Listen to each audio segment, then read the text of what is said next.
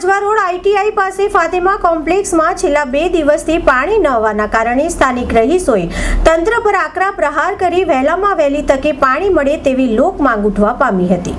વડોદરાના Ajwa road Fatima complex ITI પાસે છેલ્લા 2 દિવસથી પાણીની સમસ્યાને લઈને કોર્પોરેશન દ્વારા લાઈનો ખોદીને જતા રહ્યા છે। વિસ્તારમાં છેલ્લા 2 દિવસથી પાણી નહીં મળતું હોવાના કારણે સ્થાનિક રહીશો દ્વારા તંત્ર પર આકરા પ્રહાર કરી ભારે સૂત્રોચ્ચાર સાથે વહેલામાં વહેલી તકે પાણીની સુવિધા મળી રહે તેવી લોક માંગ ઉઠવા પામી છે।